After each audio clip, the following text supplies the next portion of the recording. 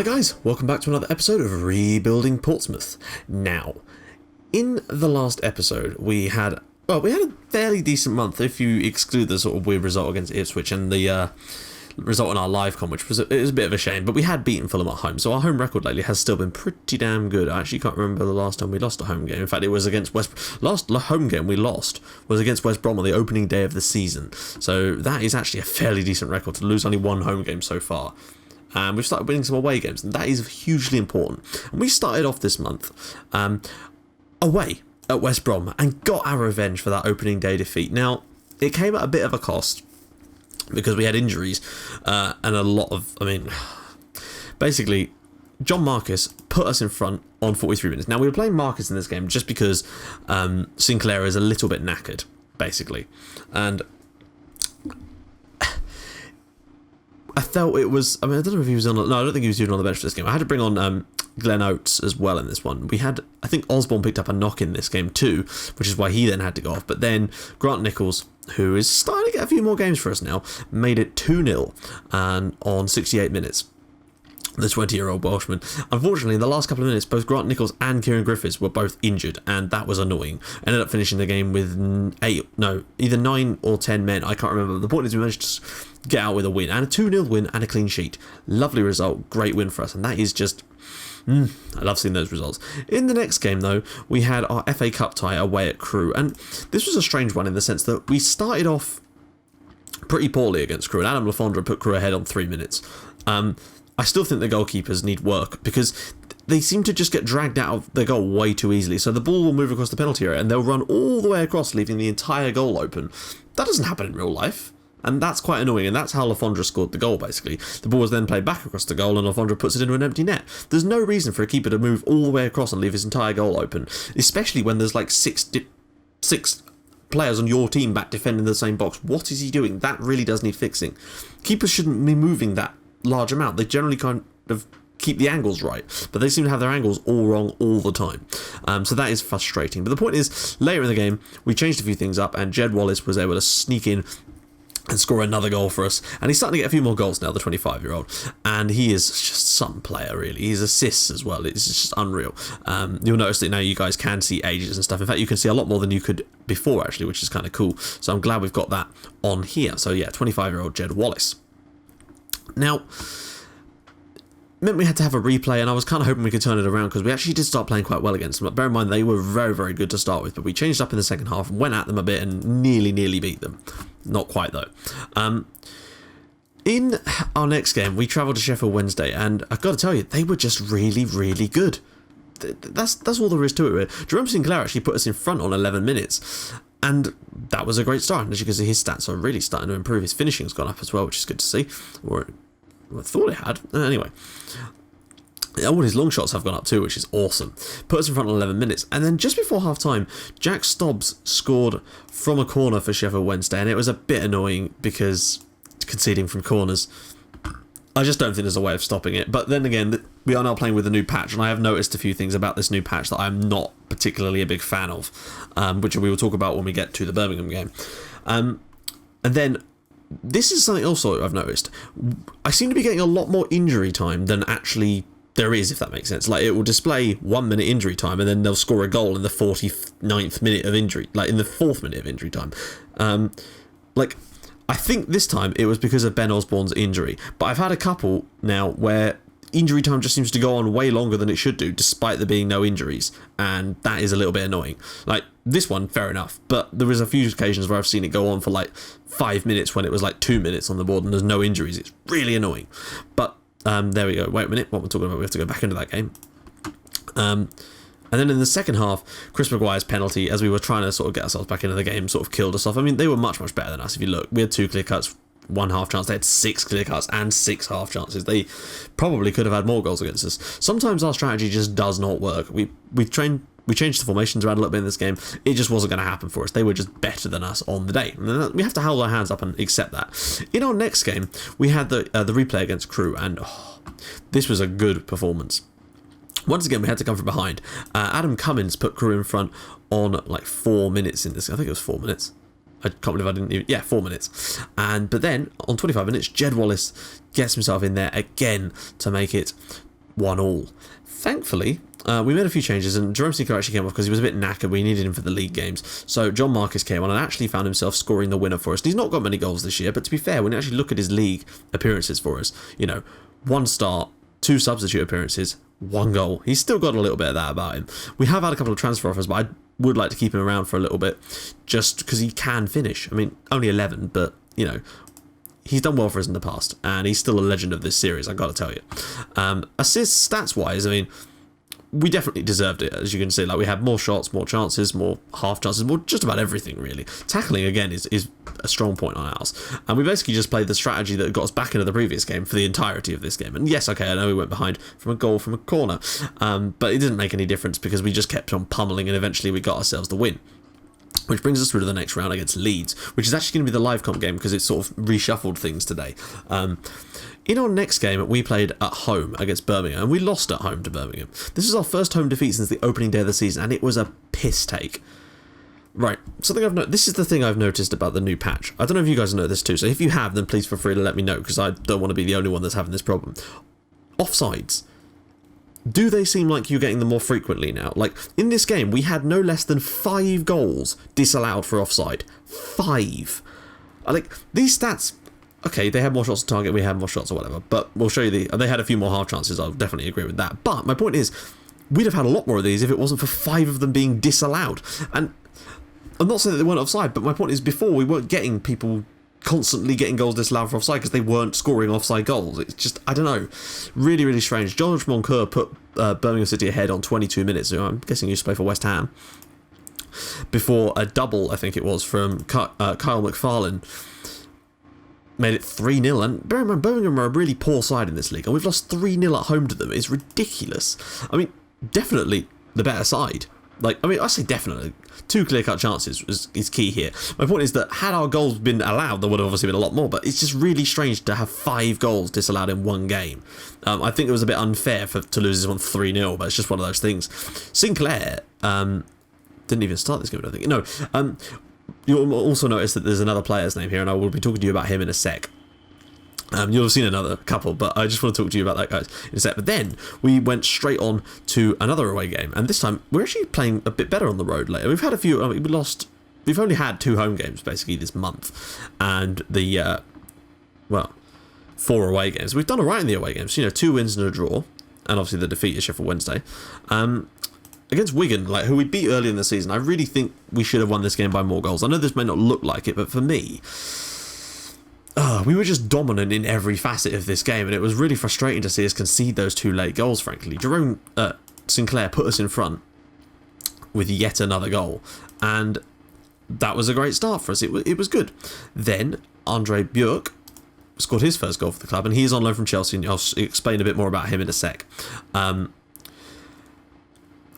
Scored his first goal for the club coming off the wing. It's a lovely Swedish beard he's got going on. He looks like he's just come down from the foothills.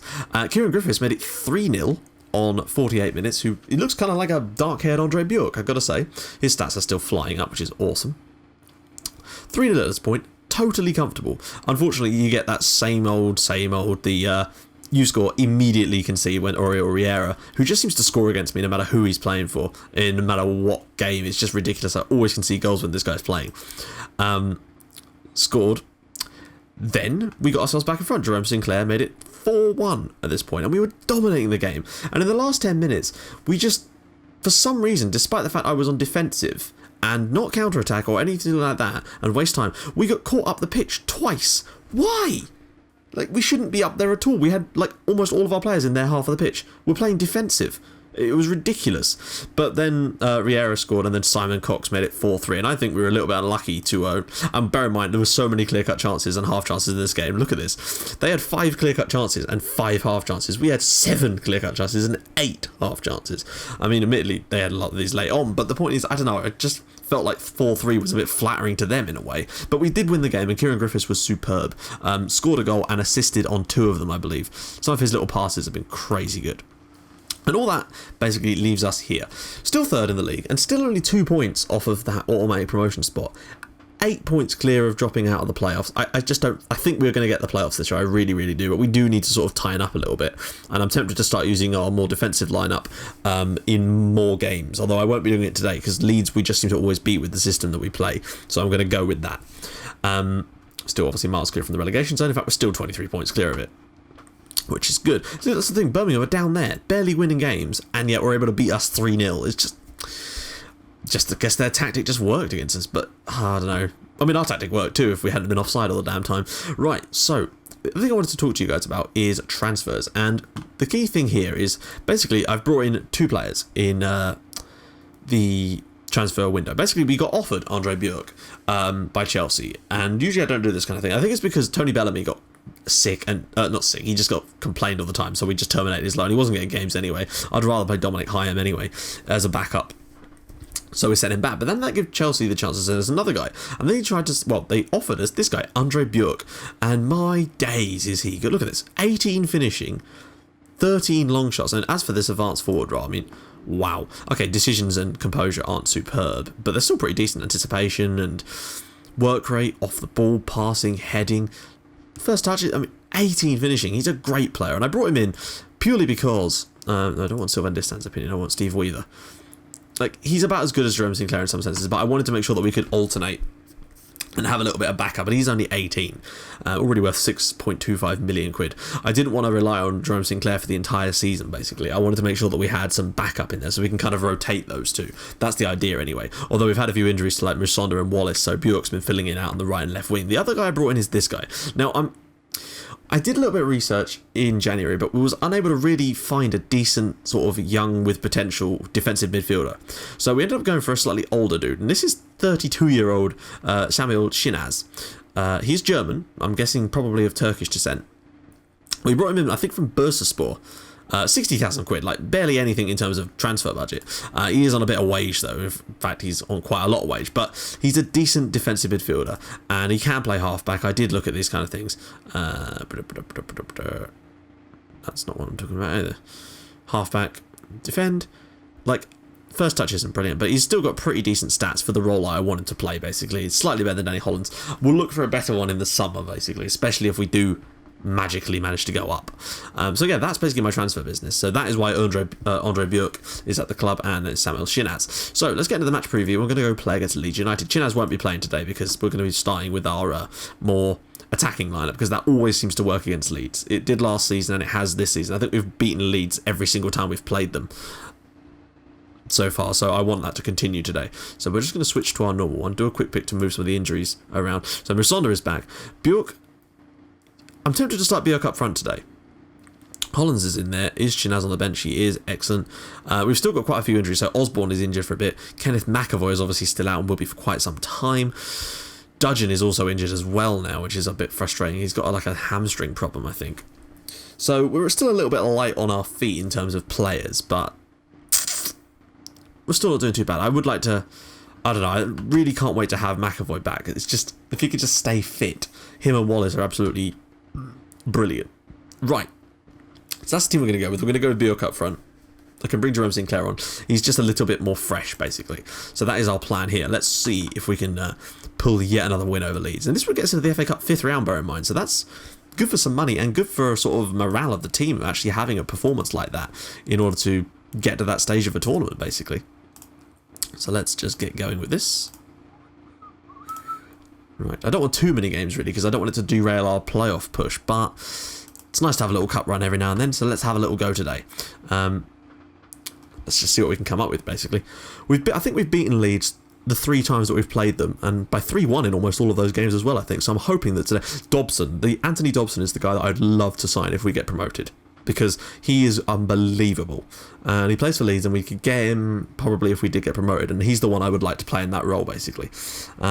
We've not really done a lot to start with, I got to tell you. Musonda here picking up the ball. It's quite deep for some reason, even though he's our left-sided midfielder. Watmore back to Webster. Leeds are pushed up very, very high. Long ball over the top, and Andre Bjork is in here. Can he take it across the defender? He takes it across 1-0. That is an absolutely useless effort. 18 finishing, ladies and gentlemen. 18. I've seen him screw more of those shots wide than I've actually seen him hit the target with them, and that is very, very strange. But first chance of the game really falls to us, and I guess that shows some intent, if nothing else.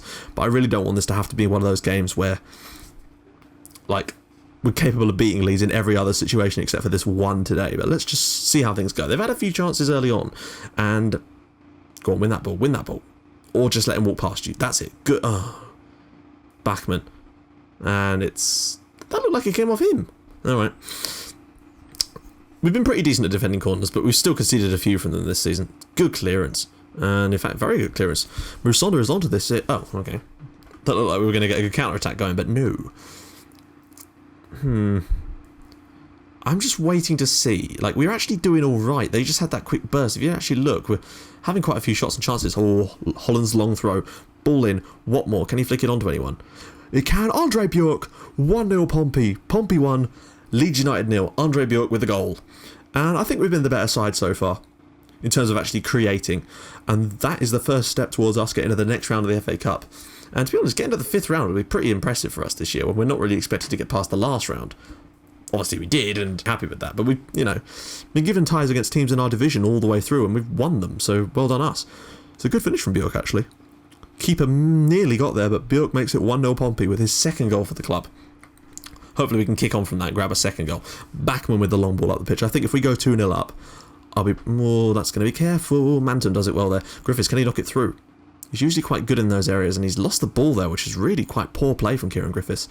Something he does sometimes do, he can get caught in possession a little bit. Kike, well done. Big tackle. Webster, long ball, nobody there. What are you doing?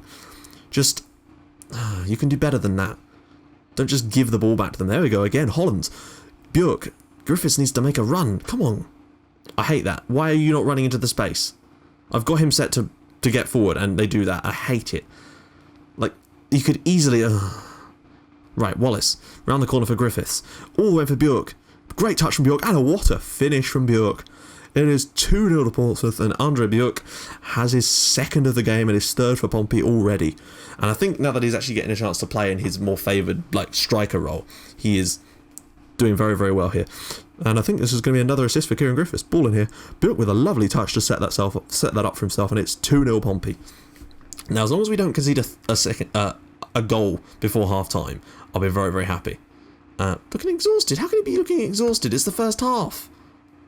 He had 96 condition before this game. Has he picked up a knock or something?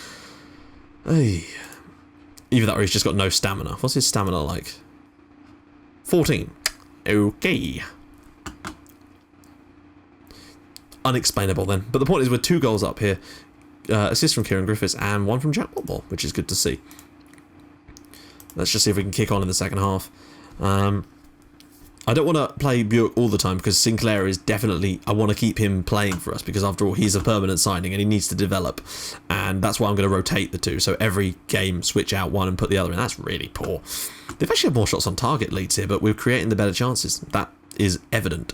Around the sort of 65 minutes I might switch to our defensive setup just because I want to make sure that we don't bugger this up. Oh, what are you doing? I want to make sure they don't screw this up, but it looks like we're about to concede. Oh, that's a great ball through, and Kike's almost certainly going to score. Well done. We're actually getting saves, and that's nice to see. Backman's been doing a good job for us so far this year. Long ball up, and Bjork's not going to win that header, no. Boyd brings it down. Yeah, Kike does need to be marked a lot tighter, because he is the one getting in between the lines and causing all kinds of nuisances. Right, so we're going to wait. Wow, Leeds are actually starting to come out a little bit here, so I'm tempting to do it early and switch to our defensive shape and throw Shinaz in. Wait. Manton can play there and Shinaz can come in here. Okay. 2-0 up, defensive shape. This is usually where we're good. And I'd like to think that this will allow us to get in behind them a little bit more, because they are going to have to try and come at us, and I want to try and catch them on the break. Yeah, I know Kike needs to be closed down. How many times have you got to tell me? Probably going to bring on Jerome Sinclair in a sec, though, because Bjork is looking a little bit tired. Calm, but tired. Alright, let's do this now, actually. Let's get Sinclair in. Because he's still a great player, and maybe have a bit more impact off the bench today. Okay, we're going to do a little team talk in a sec as well. I just want to make sure we get the win here. We've done well so far. They've had a few shots and chances, but they've been quite far out, it would seem. Otherwise, I think we would have seen sort of replays. Right, concentrate. Yep. Let's get going. Amos. Oh. Oh, don't concede straight away. Right, don't get dragged out. Good tackle, Wallace. Drops it for Griffiths. Can he get the ball around the side? He can. Sinclair's through, and this is what Sinclair loves. He eats these kind of chances for Brett. Oh my god. Looks like it was dinner time, because that was not a good chance. Yanko gets it in. Wallace. We're getting a few more chances here, actually. Oh, please don't get caught on the counter-attack. Well, ball. That's poor clearance from Leeds. Mantum. Sinclair. Wallace. Jed Wallace. Oh, it's come back. But again, another good chance for Pompey there. I really hope we don't screw this up now, because we've been so dominant in terms of the creation of good chances in this game. I really don't want us to screw this up. We have got a 2-goal lead, so that is the one thing I will take from this. I just want to see if we can hang on and keep a clean sheet. More important. Like, oh, God. Tackle? Anyone? There's 3 of you around him. Thank you. Well done, Shinaz. It's great to see him actually putting in a good tackle there.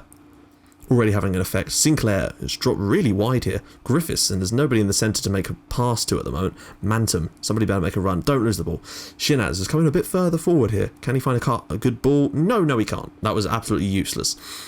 Oh, God. Bun's through here. Please don't concede now. Bun. Somebody tackle him. But again, he's been forced to shoot from range. I mean, not that far out that time, but still, nonetheless, quite range. Quite range. God, such range. Much goal. I think we probably are going to win this one and get ourselves through. That's a good ball from Backman. What a ball. And Wallace with the lovely first-time drop pass. Oh. Leeds are getting some good tackles in, but they just can't make use of the possession very well. Neither of us can at the moment. Wallace with the ball in, and Sinclair sneaking in there for 3-0. Please don't be offside. No, it's Jerome Sinclair's 18th goal of the season for us. I wanted him to hit 25 for us, and I think he might well do that this year. That's a great ball in from Jed Wallace. But then, are we all that surprised? What a ball. Just picks the run out perfectly, and Sinclair for 3-0 Pompey. And Leeds United just have no answer to us these days. We just seem to beat Leeds every time we play them. Even now we've sunk back into this game a little bit, but now we just want to protect the clean sheet. So I'm going to switch to defensive now. And time waste.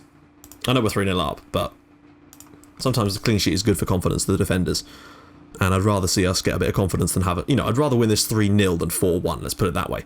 Come on, get a tackle in. Anybody put a tackle in. But again, long range. Not very useful for him. Oh, well, there you go. I think we're about to be through to the 5th round of the FA Cup. I don't know who we've been drawn against yet. That draw hasn't actually happened, so you'll have to wait until the next episode to find out who that is. But still, massively pleased. Good stuff, guys. Well done. And well done, Bjork, for getting himself 2 goals. And obviously, Jerome Sinclair proving that he can be an impact off the bench. Awesome. Right then. Yeah, the 5th round draw isn't until Monday, so you'll have to wait till the next episode to find out who we will be playing against. And in the next episode, well, we will be playing an FA Cup tie. Don't know when yet, but it'll be somewhere in there, I think. We have got the live com is away at Huddersfield for now. Like, that may change subject to, you know, FA Cup matches and stuff. Oh, we've got Leeds away from home in this month too. Looking a little bit bad, but it's Rotherham. We need to win that game against Rotherham. And then we've got Burnley away and Brighton at home. Those 2 games are vital. If we can pull some results out of those, we could drag ourselves back into the automatic promotion battle, or we could lose them and end up in real trouble. We've got some really tough games this month. Leeds away is going to be Crew, also Huddersfield away. That's another tough game. So yeah, that will be the live comment unless otherwise. So, so guys, well, no, we're going to do a squad. Got to do a squad report. Not squad report, but, you know, look at the squad. So top goal scorer for us, of course, is Jerome Sinclair with 18, but Jed Wallace now has 9. He's really started to pick it up lately. Top assists, Jed Wallace with 18 assists is unbelievable, but Kieran Griffiths is starting to come in there too with 8. Player of the match, that is Griffiths and Sinclair with 4 apiece. Pass rating is still Sam Mantum, though Griffiths is starting to creep in there as well. Yellow cards is 7 for Saidi Yanko. Most red cards, of course, is Sam Mantum with 2. And our average rating player, I'm going to say Jed Wallace still, because Bjork hasn't played enough games for me to consider him in that role. So guys, if you like what you've seen, please feel free to drop a like on the episode. And if you'd like to even more than that, please feel free to subscribe to my channel for more Portsmouth and Sleeping Giants in your inbox every single day at 5:30 and 8 o'clock. And I will see you guys in the next episode for the Huddersfield Town game. Bye-bye.